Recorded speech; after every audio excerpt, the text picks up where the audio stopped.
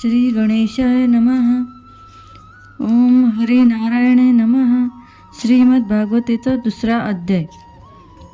श्री भगवान म्हणाले, लक्ष्मी, मी तुम्हाला गीतेच्या पहिल्या अध्यायाचे महत्त्व कथन केले.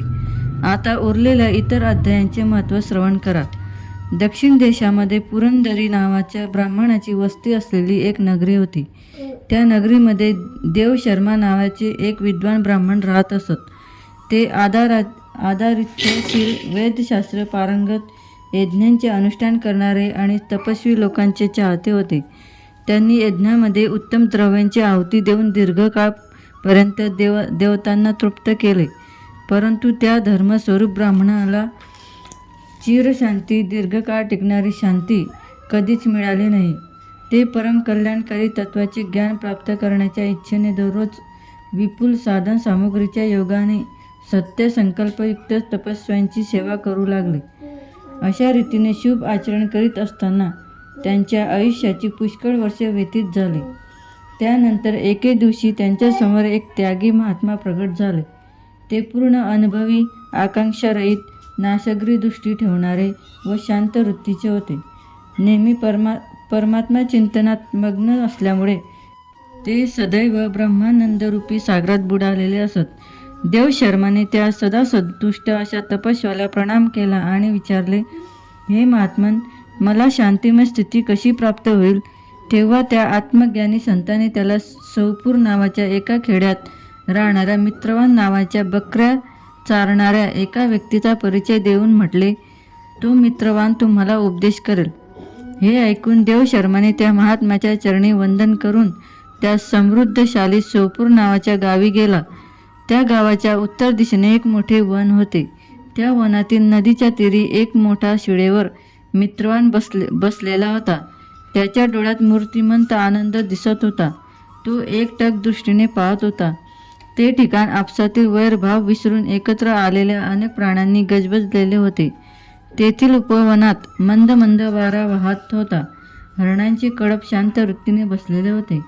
दयेने भरलेली मित्रवानाची दृष्टी जणू पृथ्वीवर अमृत सिंचन करीत होती.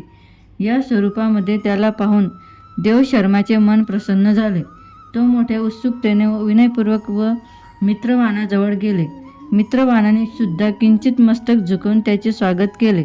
मित्रवानाची ध्यानावस्था संपल्यावर देवशर्माने त्यांना आपल्या मनातील गोष्ट विचारली. महाराज, मी आत्मज्ञान प्राप्त करून इच्छितो. माझे हे मनोरथ पूर्ण होण्यासाठी मला असा उपदेश करा की ज्याच्यामुळे मला आत्मसिद्धी प्राप्त होईल. देवशर्माचे म्हणणे ऐकून मित्रवानाने थोडा वेळ विचार केला. त्यानंतर मित्रवान म्हणाला, हे विद्वान पुरुषा, एकेकाळची गोष्ट आहे. याच वनामध्ये मी बकऱ्या चारत होतो. त्यावेळेस एक भयंकर वाघ माझ्या दृष्टीस पडला. मला असे वाटले की हा वाघ आता सर्वांना खाऊन टाकणार. मी मृत्यूला भीत होतो.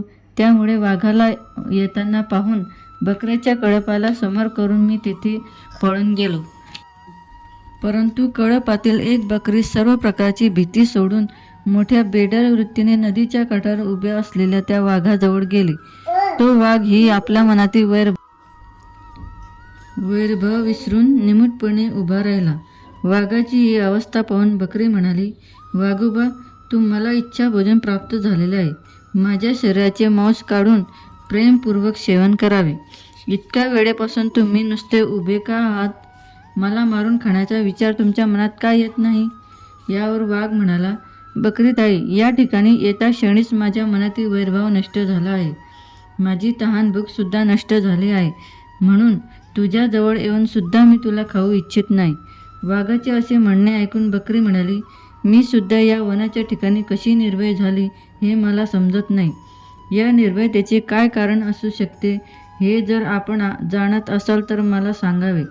हे ऐकून वाघ म्हणाला, हे मला सुद्धा समजत नाही. चला, समोर उभ्या असलेल्या या महापुरुषाला आपण विचारू. असा निश्चय करून ते दोघेही तिथून निघून गेले. त्या दोघांच्या स्वभावातील हे विचित्र परिवर्तन पाहून मला फार आश्चर्य वाटले. इतक्यातच त्यांनी येऊन मला प्रश्न विचारला. तेथे एका झाडाच्या फांदीवर एक वानरराज बसलेला होता.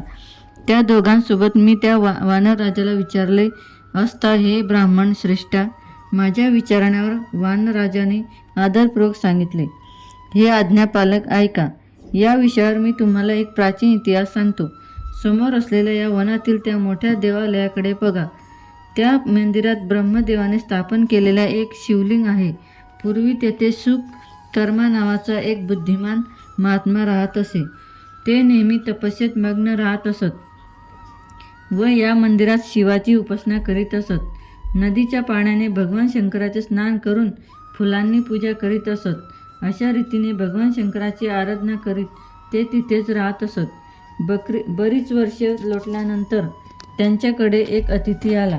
सुकुर्माने त्या अतिथीच्या भोजनासाठी काही फळे आणून दिली आणि म्हणाले, हे विद्वान पुरुषा, मी केवळ तत्त्वज्ञानाची इच्छा धरून भगवान शंकराची आराधना करतो. आज या आराधनेचे फळ परिपक्व होऊन मला मिळाले आहे, कारण यावेळी आपल्यासारख्या महापुरुषाने माझ्यावर अनुग्रह केला आहे. सुकुर्माचे हे मधुर भाषण ऐकून त्या अतिथीला फार आनंद झाला. त्यांनी एका प्रचंड शिडेवर गीतेचा 2रा अध्याय लिहून दिला आणि ब्राह्मणाला त्याचे पठण व मनन करण्यास सांगून म्हणाले, हे द्विजश्रेष्ठा, यामुळे तुमच्या आत्मज्ञानसंबंधी सर्व मनोरथ आपोआप सफल होतील. असे सांगून ते अतिथी तेथेच अंतर्ध्यान पावले. सुकर्माला याचे मोठे आश्चर्य वाटले आणि त्यांनी दिलेल्या आदेशानुसार ते निरंतर गीतेचा 2ऱ्या अध्यायाचे अध्ययन करू लागले. दीर्घकालानंतर त्याचे अंतःकरण शुद्ध होऊन त्यांना आत्मज्ञान प्राप्त झाले. नंतर ते जेथे तेथे गेले तेथील तपोवन शांत झाले. त्या वनातील शीत, उष्ण, राग, द्वेष इत्यादी दोष नष्ट झाले. इतकेच नाही तर त्या वनातील तहान भुकेचे कष्ट करून सुद्धा नष्ट झाले. भयांचे समूळ उच्चाटन झाले. सर्व गीतेचा 2ऱ्या अध्यायाचा अभ्यास करणाऱ्या सुकर्मा ब्राह्मणाच्या तपस्येचा प्रभाव आहे असे समजा. मित्रवान म्हणाला, वानरराजांचे असे भाषण ऐकून प्रसन्न मुद्रेने मी त्या बकरी व वाघासोबत त्या मंदिरात गेलो. तेथील प्रचंड शिडेवर लिहिलेला गीतेचा तो 2रा अध्याय पहिला व त्याचे पठण केले. अनेक वेळा त्याची पुनरावृत्ती केल्यामुळे माझी तपस्या पूर्ण झाली आहे. म्हणून तुम्ही सुद्धा गीतेचा 2ऱ्या अध्यायाची पुनरावृत्ती करा. त्यामुळे तुम्हाला सहज मोक्ष प्राप्ती होईल.